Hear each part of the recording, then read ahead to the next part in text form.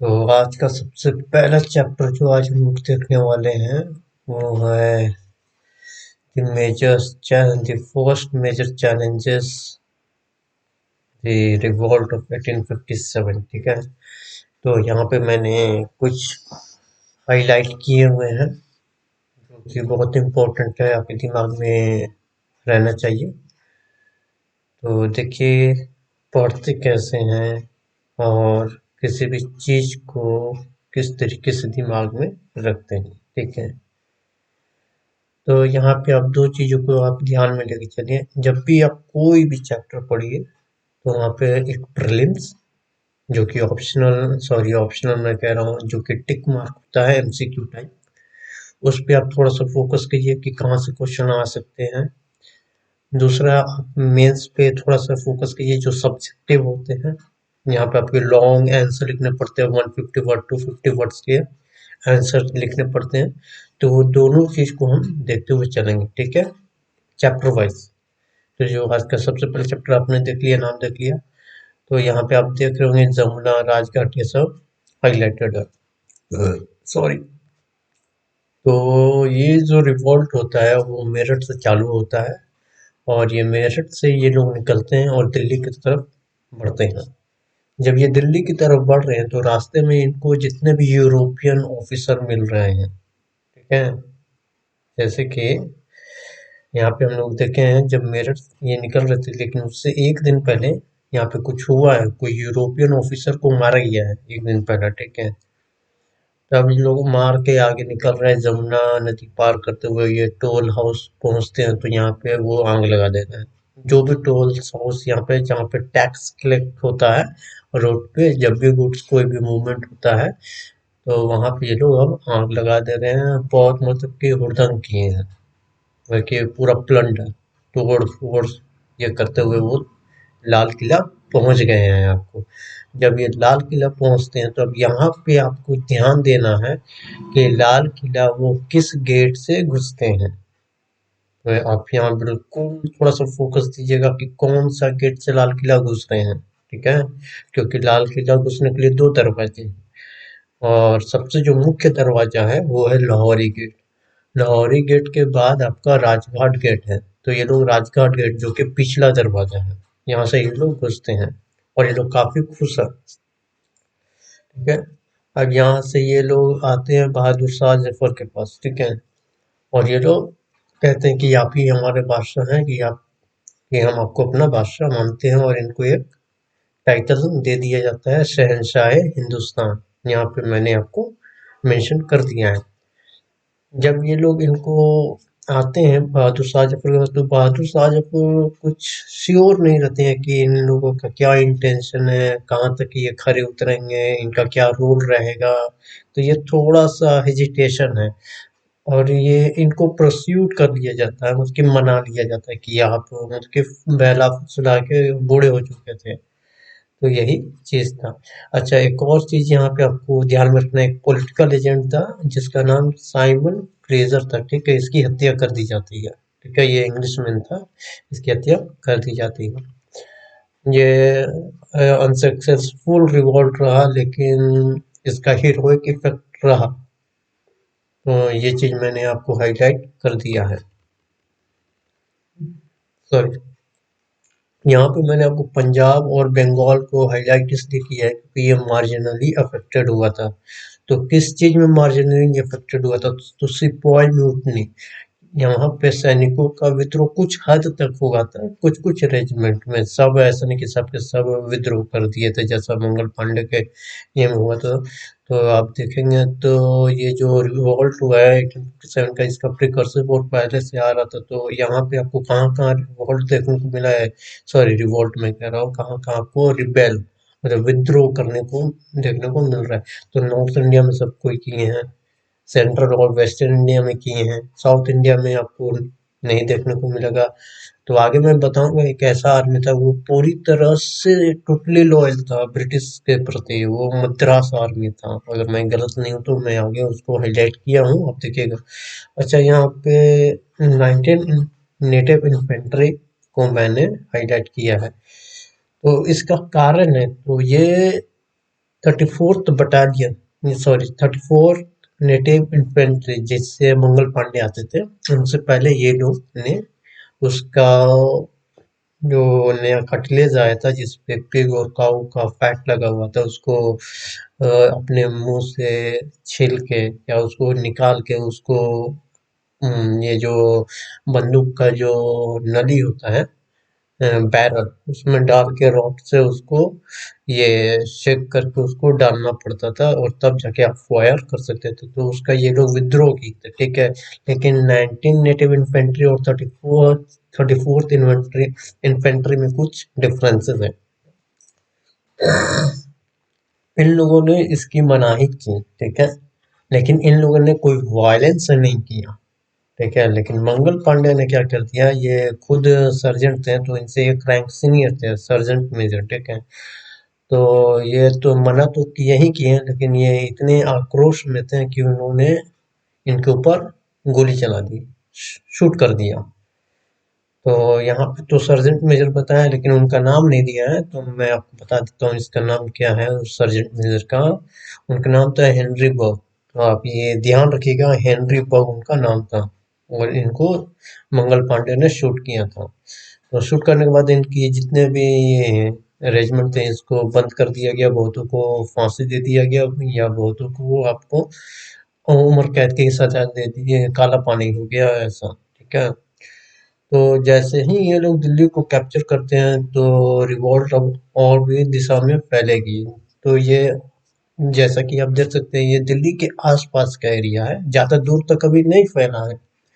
तो कानपुर, लखनऊ, बनारस, इलाहाबाद, बरेली, जगदीशपुर, झांसी, फिरोजाबाद, ऐसे करके और भी जगह हैं। ये कुछ नाम यहाँ पे मेंशन है, इसके अलावा भी और नाम हैं आपको।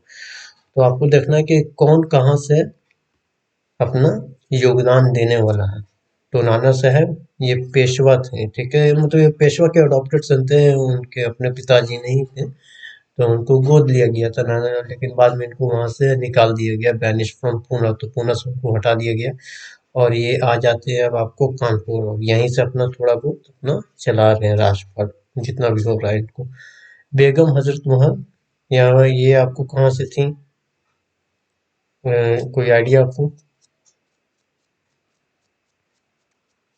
बताइए। बेगम हजरत महल कहाँ से थीं, आपको कोई आइडिया?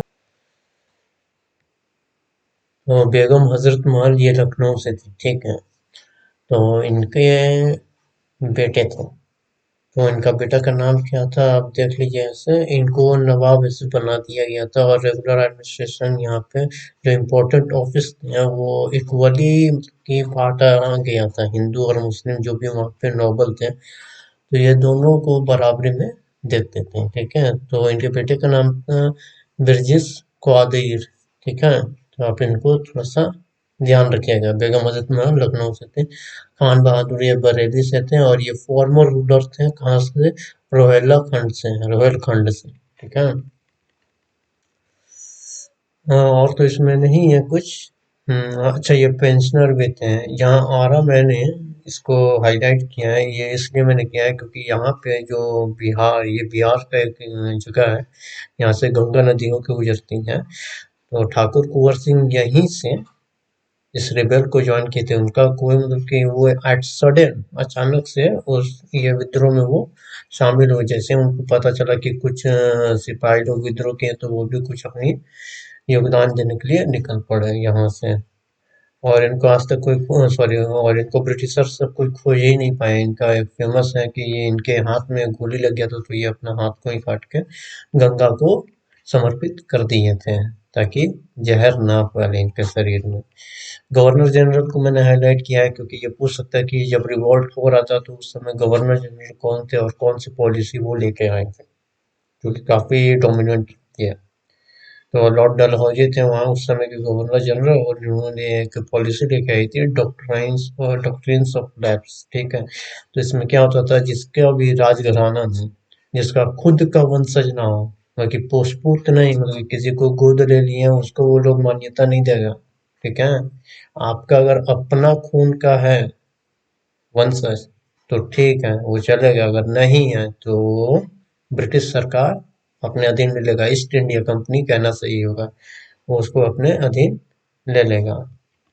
और इसी से रानी लक्ष्मीबाई को काफी मुश्किलों से गुजरना पड़ा। वो बार बार उनसे आग्रह करते रहे कि मैं आपके लिए अपना साम्राज्य बिल्कुल सुरक्षित रखूंगी, केवल आप मेरे ये बेटे को आप मान लीजिए कि आगे यही गद्दी पे बैठेगा। लेकिन ऐसा कुछ नहीं हुआ, वो लोग नहीं माना। अंततः उनको युद्ध में कूदना पड़ा और काफी खतरनाक साबित हुई अंग्रेजों के लिए, छक्के छुड़ा दिए थे उन्होंने। अच्छा, मद्रास आर्मी यहाँ पे जैसे मैंने कहा कि वो बहुत ज्यादा लॉयल रहे हैं, तो यहाँ आप देख सकते हैं। आगे जो मैं, अच्छा यहाँ पे और कुछ, हाँ देखिए मेंस के लिए आपको यहाँ पे क्वेश्चन दिया हुआ, why did sepoy revolt? It was considered prestigious to be in the service of the company. It provided economic stability. Why then did Sepoy choose to forgo this advantage for the sake of an uncertain future? देखिए uncertain future यहाँ पे क्यों बोल रहा है, आप ये भी जान जाइए। क्योंकि अभी तो ये विद्रोह कर दिए हैं, अब विद्रोह कर दिए तब वापस जाएंगे कहा, यहाँ तो इनको फांसी होगी या तो ये युद्ध में ही मारे जाएंगे। अगर बच गए तो इनको तो रोजी रोजगार गया जो भी था। खेती गृहस्थी के लिए अगर वो सोच रहे तो लैंड रेवेन्यू इतना ना लाद दिया था कि आदमी का मतलब कि प्राण ले लिया था, इतना ना टैक्स बढ़ा दिया था अंग्रेज ने। तो आगे देखते हैं कैसे कैसे क्या होता है और आगे। और हाँ यहाँ पे कहा जाता है कि ये लोग कंपलसरी, मतलब कि कंपलसरी तो नहीं कहेंगे, लेकिन अपने तरफ से ये पूरा मतलब कि ऐसा खाका तैयार कर दिए थे कि क्रिश्चियनिटी में लोग कन्वर्ट हो जाए, कि किसी ना किसी तरह से धर्म परिवर्तन, ठीक है। तो ये चीज था। अब आगे देखिए यहाँ पे मैंने हाईलाइट किया नॉर्थ वेस्ट प्रोविंस और ठीक है, ये दो ऐसे जगह थे जहाँ से बहुत ज्यादा रिक्रूटमेंट होती थी सिपाहियों की, ठीक है यहाँ पे। और सिपाहियों में अधिकतर अपर कास्ट के हिंदूज को ही लिया जाता था, ठीक है, लोअर कास्ट के नहीं। आप देखिएगा एक समय तो ऐसा आ गया, देखिए यहाँ मैंने हाईलाइट किया है कि डिस्करेज करना पड़ा था, क्योंकि उनको लिया ही नहीं जा रहा था। जैसे ब्राह्मण ये लोग थे तो उनका रिक्रूटमेंट रोक दिया गया था कुछ समय के लिए, लेकिन वो उतना सक्सेसफुल नहीं हुआ। तो मिड 19th सेंचुरी में दोबारा से देखा गया तो वो लोग फिर डोमिनेट करने लगे थे, ठीक है। यहाँ पे देखिए 47th रेजिमेंट बैरकपुर, यहाँ पे मैंने इसको हाईलाइट किया है। इनको कहा गया था कि आप बर्मा जाइए, तो ये लोग को बोला तो ठीक है आप जाइए, लेकिन ये लोग रिजेक्ट कर दिए, क्या कि हम नहीं जाएंगे क्योंकि हमारा धर्म भ्रष्ट है, ऐसा मान्यता। उस दौरान मैं अभी की बात नहीं कर रहा हूँ, उस समय की बात कर रहा हूँ, 1857 के समय की। ऐसा धारणा था कि अगर वो समुंदर को पार करेंगे तो वो अपना जो भी उनका कास्ट है यानी कि धर्म भ्रष्ट हो जाएगा, जाति भ्रष्ट हो जाएगा, ठीक है। तो वो लोग मना कर दिए, तो इसके कारण उनका जितना भी ये रेजिमेंट था उसको बंद किया गया, बैन किया गया, और बहुतों को फांसी पे लटकाया, कितनों को तो मार ही दिया। एक तरह से फांसी भी हुआ और जेल उल डाल दिया, आजीवन कारावास, अब सड़ते रहिए काला पानी में। और यहाँ पे ये भी इसमें किताब में दर्शाया है कि जब वो कभी भी कहीं पे भी जाते थे, जैसे कि अफगान वार का यहाँ पे जिक्र किया है, तो रास्ते में इनको जो कुछ भी मिलता था वो इनको खाते जाना था, ठीक है। ऐसा नहीं है कि आप बोल दिए नहीं मेरे को ये नहीं खाना है, तो ऐसा नहीं चलेगा, आपको फोर्स किया जाता नहीं तुम खाओ। जैसा कि यहाँ लिखा हुआ है, ये मैं नहीं बोल रहा हूँ, ये लिखा हुआ है कि फीलिंग सिपाही फोर्स टू इट, क्योंकि जबरदस्ती।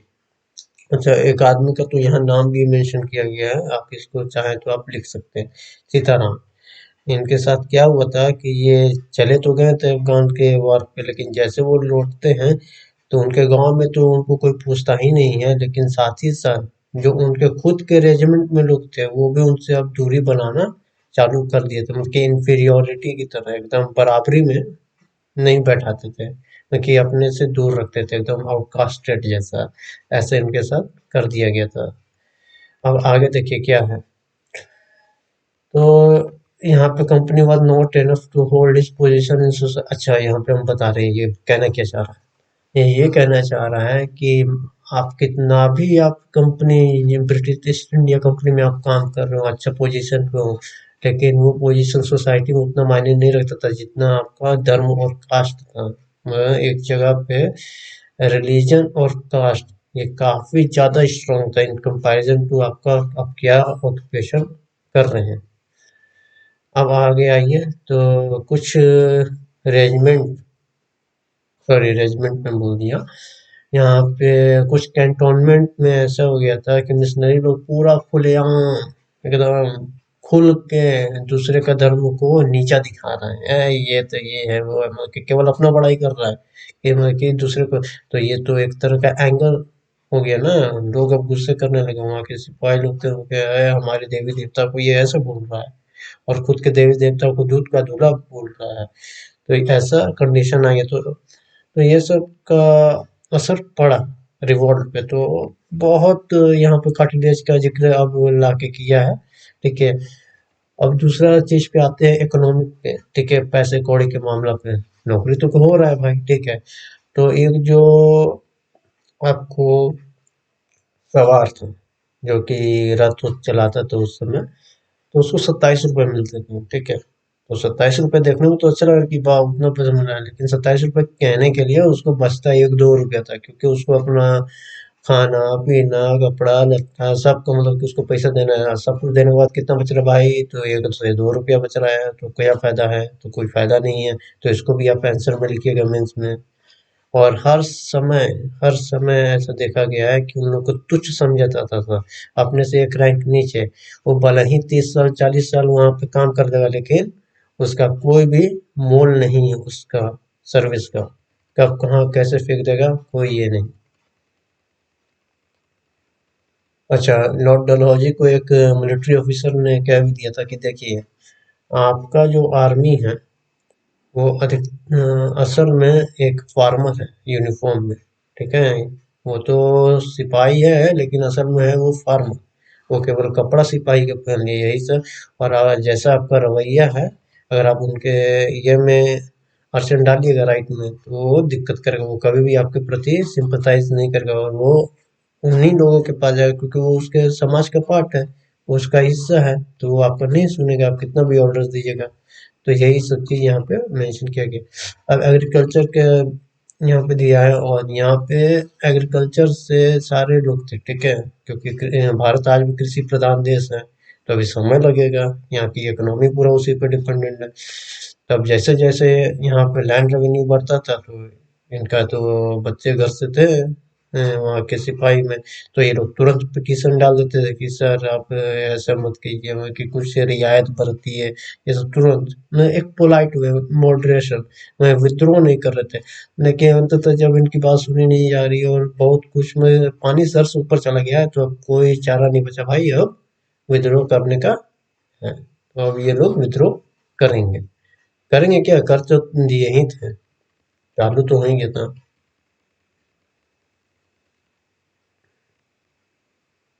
मैंने पहले अच्छा, हाँ, मुजफ्फरनगर और सहारनपुर ये ऐसा जगह था जहाँ पे सिविल रिबेलियन फॉलोड नहीं हुआ था, ठीक है। एक्सेप्ट, यहाँ पे मैं छोड़ दिया हूँ, अगर आप पढ़िएगा इससे पहले तो एक्सेप्ट लिखा हुआ है, except in Muzaffarnagar and Saharanpur civil rebellion followed थे। तो सिविल रिबेलियन भी हो चुका था। अच्छा, ये 1857 साउथ इंडिया तक क्यों नहीं पूछा, तो इसका एक मुख्य कारण है सिविल रिबेलियन, इसको दाब दिया गया था, इसीलिए बहुत जगह ये पहुंच ही नहीं पाया, ठीक है। तो आप इस बात को ध्यान में रखिएगा। तो यहाँ पे जब ये रिवेलियन हुआ था, तो लोगों के डर से सिपाही का एकदम डर खत्म हो गया, क्योंकि वो तो खुद उसके खिलाफ हो गया था, सरकार के खिलाफ, अंग्रेजों के खिलाफ। तो ये लोग अब क्या डरते, अब तो सिपाही इन लोग के साथ है, तो हरदम मिल के एकदम पूरा इसको तबाह किया था। जहाँ पे भी खजाना है पूरा लूट लो, सरकारी घर उर दिख रहा है ऑफिस में तोड़ फोड़ दो, एकदम पूरा एकदम सारा एकदम तहस नहस कर दिया था। यहाँ तक कि कोर्ट में घुस के जला दिया है सब। फिर आपको जो जेल का था, जेल का दरवाजा तोड़ दिया, कितना कैदी को भगा दिया था, सब ये सब बहुत सारे चीजें उन्होंने किया है, कितना दुकानों को लूट लिया है, ये सब। यहाँ पे कुछ खास नहीं है आपको, इसमें कुछ है नहीं। आगे देखिए, हाँ, तालुकदार, अच्छा, और यहाँ से तो अरिस्टोक्रेट जो पहले के समय थे तालुकदार, तो वो उनका पूरा पावर छीन चुका था। अब वो एकदम भिखमंगे हो गए थे, एकदम भिखारी, कुछ काम के लायक नहीं लगे थे। और उनको भीख मांगने में भी शर्म आ रहा था, मतलब कि भीख मांगने का नौबत आ गया था, मतलब एक पैसा नहीं था। तब तो इनको ये मौका मिला था कि भाई सिपाही लोग रिवॉल्ट कर दिया है, अभी अभी ये अच्छा मौका है कि चढ़ जाओ और अपना जो चीज खो दी है अब उसको वापस ले लो, क्योंकि सिपाही ना इन लोग को रोक पाएगा। अब तो सिपाही है ही नहीं है उस समय, तो पूरा चढ़ा था सब इन लोग। अब आते हैं आर्टिशियन एंड हैंडीक्राफ्ट। अच्छा, इसमें आप जान जाइए कि वहाँ पे इंग्लैंड में उस समय या यूरोपियन कंट्री में उस समय इंडस्ट्रियल रिवॉल्यूशन आ गया था और बहुत जोर शोर से ये लोग काम कर रहा था। तो यहाँ के जितने भी लोकल हैंडवर्क जो भी क्राफ्ट थे, आर्टिशियन थे, तो उनका रोजी रोजगार तो चौपट हो गया। अब उन लोगों को कोई दूसरा सोर्स खोजना पड़ रहा था। दूसरा चीज, यहाँ पे जो पैट्रोनेज, जैसे कोई कवि हुआ, कोई लेखक हुए, चित्रकार हुए, तब उनका कोई मोल नहीं रह गया, क्योंकि अब उनके जगह पे अब आ गए हैं हाईली स्किल, क्या, सॉरी हाईली स्किल में कह रहा, ब्यूरोक्रेट। अब वो लोग यहाँ पे बैठ गए हैं, ठीक है। बाकी का मैं नेक्स्ट आपको नेक्स्ट वीडियो में बताऊंगा। अभी तक मैं यहीं पे इसको रोकूंगा। Okay, thank you.